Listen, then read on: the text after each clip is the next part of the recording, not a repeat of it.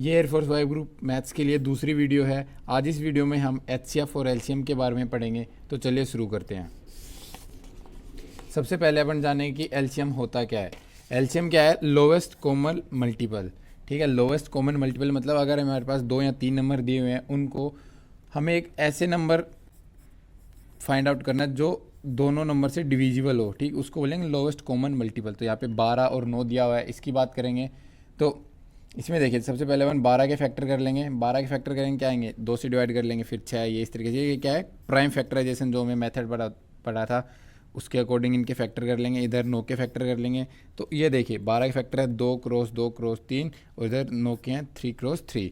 तो इनमें जो कॉमन है उसको अपन रिपीट नहीं करेंगे, उसको सिर्फ एक बार लिखेंगे। जैसे यहाँ पे 3 है एक बार, यहाँ पे 3 है एक बार, मतलब इसका एलसीएम क्या होगा? 2 × 2। ये क्या है? कॉमन। तो इसको अपन सिर्फ एक बार रिपीट करेंगे क्योंकि एलसीएम है लोवेस्ट कॉमन। ठीक, और फिर एक बार ये 3, तो 36 का क्या आ गया? एलसीएम। इसी तरीके से अपन बात करेंगे एचसीएफ। एचसीएफ क्या होता है? Highest common factor. Highest common factor मतलब वो बड़ी से बड़ी संख्या जो इन दोनों नंबर को डिवाइड कर दे, वो होती है एचसीएफ। तो यहाँ पे इनके फैक्टर अपन ने लिखे हुए हैं। तो कौन सी ऐसी संख्या जो 12 को भी डिवाइड कर देगी और 9 को डिवाइड कर देगी? बड़ी से बड़ी। छोटी से छोटी तो 1 हो गई, लेकिन बड़ी से बड़ी क्या होगी? 3। इसमें भी और इसमें भी। इसका मतलब 3 से ये भी डिविजिबल है, ये भी डिविजिबल। इसका मतलब एचसीएफ क्या होगा? 3। और 2 नंबर के लिए ये केस होता है, ये अपने को याद रखना होगा कि एलसीएम और एचसीएफ का अगर प्रोडक्ट करेंगे 2 नंबर के केस में, तो उन दोनों नंबर का प्रोडक्ट इन दोनों के एचसीएफ और एलसीएम के बराबर होगा। ये अपन देख भी सकते हैं। जैसे अपने 12 और 9 का निकाला है, तो 12 × 9 इज इक्वल टू 36 × 3। यहाँ पे 3 क्या है? एचसीएफ है और 36 क्या है? LCM.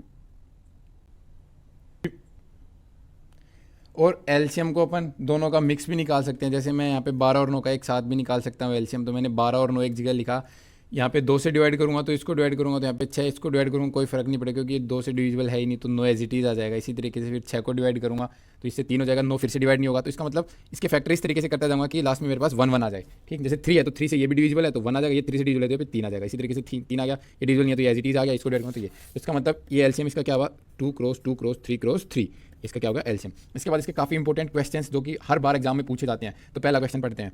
The smallest number which is divided by 5 7 6 8 to give 3 as remainder while same number is divided by 9 to give 0 remainder। मतलब हमें छोटी से छोटी वो संख्या निकालनी है जिसको अगर 5 7 6 और 8 से डिवाइड करेंगे तो 3 मिलता है रिमाइंडर के तौर पे, और अगर उसी सेम नंबर को अगर 9 से डिवाइड कर देंगे तो हमें क्या मिलेगा रिमाइंडर में?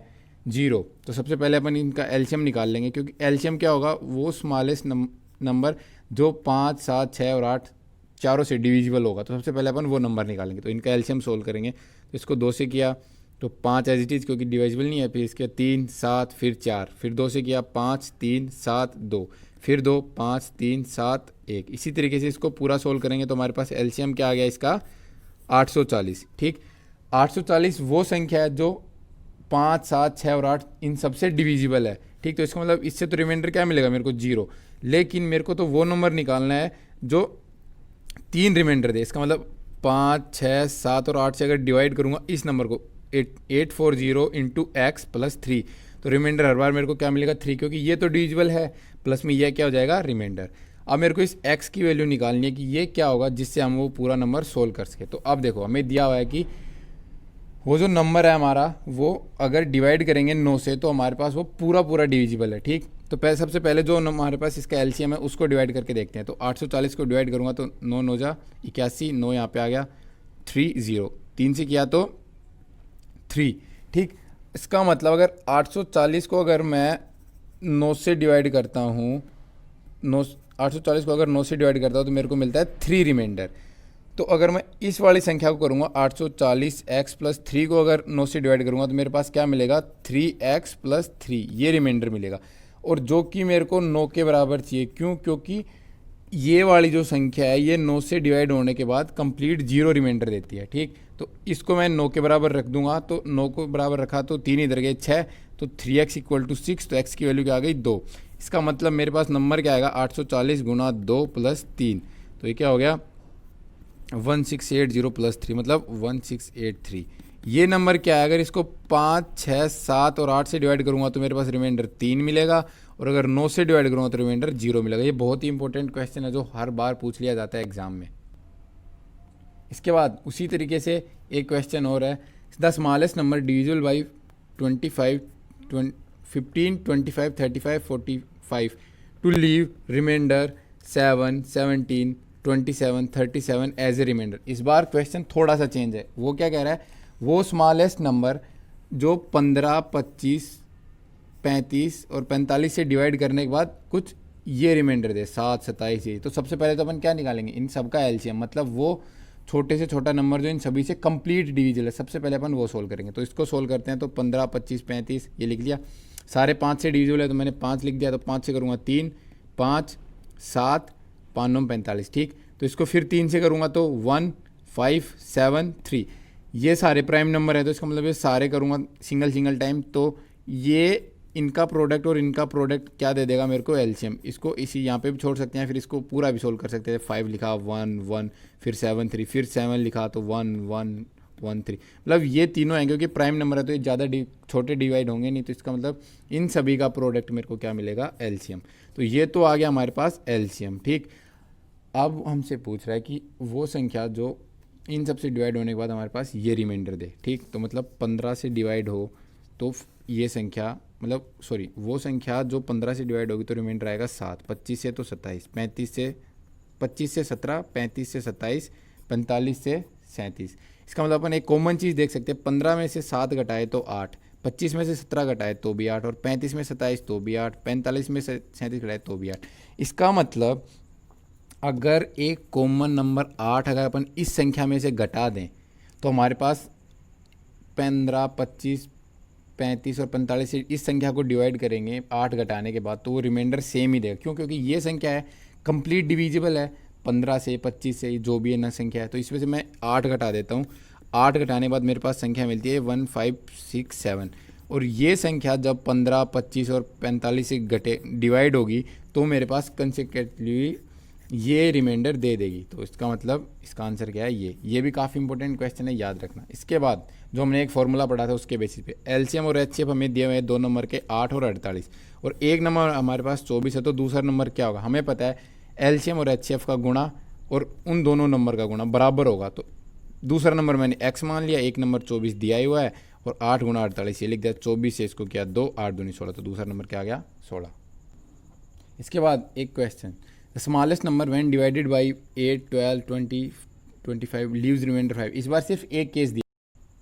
इसके बाद अपन इसका एलसीएम निकाल लेंगे। एलसीएम इसका क्या है 600। अब मेरे को पता है जो 600 मेरे को मिला ये इन चारों नंबर से डिवाइड होने के बाद रिमाइंडर 0 देता है, और अगर इसी संख्या में मैं अगर 5 ऐड कर दूँ तो जो 8, 12, 20, 25 इन सबसे डिवाइड होगा तो रिमाइंडर क्या देगा 5। इसका मतलब इसका आंसर क्या आ गया 5।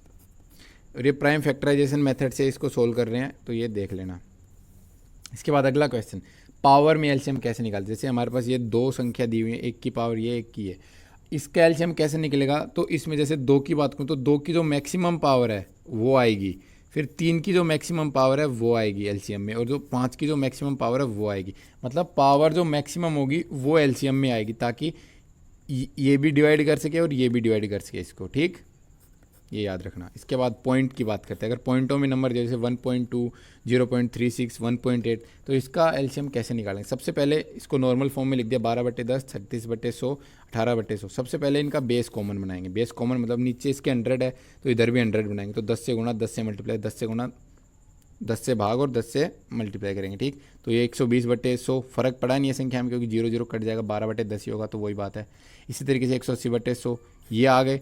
अब इसमें मैं ऊपर वाले जो संख्या है इनका एलसीएम निकाल लूँगा और उसको 100 से डिवाइड कर दूंगा, वो मेरे पास एक्चुअल एलसीएम आ जाएगा। तो इसका 36, 120, 180 इनका एलसीएम निकाला तो 12 से करूँगा तो क्या 3, 10, 15, 3, 1, ये इससे डिवाइड होगा नहीं, 10, 5, फिर 5, 1, 2, 1, इस तरीके से इसको सोल्व किया तो इसका मेरे पास एलसीएम आ गया 360। तो एक्चुअल एलसीएम क्या आएगा, इसको 100 से मैं डिवाइड कर दूंगा, 100 से डिवाइड करने के बाद 3.6, ये क्या है इसका आंसर।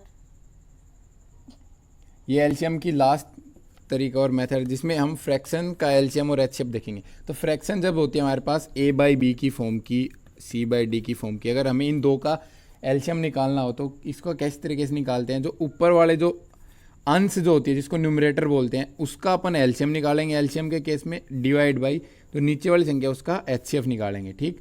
इसी तरीके से एचसीएफ के केस में ऊपर वाली जो संख्या है उनका एचसीएफ और नीचे वाली संख्या बी और डी जैसे इनका एलसीएम। तो जैसे एक एग्जांपल भी हमारे पास 2/4, 5/6, 10/8, इसका अगर एलसीएम निकालूंगा तो एलसीएम किसका 2, 5, 10 का अपॉन में एचसीएफ किसका 4, 6, 8। इसका एलसीएम क्या होगा, जो लोवेस्ट कॉमन 10, क्योंकि 10 क्या है 2 से भी डिविजिबल है, 5 से भी है, 10 से भी, तो 10 आ गया। इधर एचसीएफ जो कॉमन है, तो मैक्सिमम जो नंबर इन तीनों को डिवाइड करेगा वो क्या है 2, तो इसका मतलब इसका एलसीएम क्या आ गया 5। इसी तरीके से एचसीएफ, तो एचसीएफ ऊपर वाली संख्या का एचसीएफ और नीचे वाली संख्या का एलसीएम, तो ऊपर वाले का एचसीएफ नहीं, 2 5 10, इन दोनों का तो 2 आएगा लेकिन 5 है, तो मतलब तीनों संख्याओं का एलसीएम क्या होगा 1, क्योंकि सॉरी एचसीएफ 1, क्योंकि एक ही ऐसा नंबर है जो इन तीनों संख्याओं को डिवाइड करेगा। ठीक, इसी तरीके से एलसीएम इनका निकालेंगे, एलसीएम क्या होगा जो इससे तीनों से डिविजिबल और सबसे छोटी संख्या, तो 24 एक ऐसी सबसे छोटी संख्या जो इन तीनों से डिविजिबल है, तो वो हो गया 1/24 क्या हो गया इसका एलसीएम। इसी तरीके से अपन और एलसीएम के क्वेश्चन निकाल सकते हैं।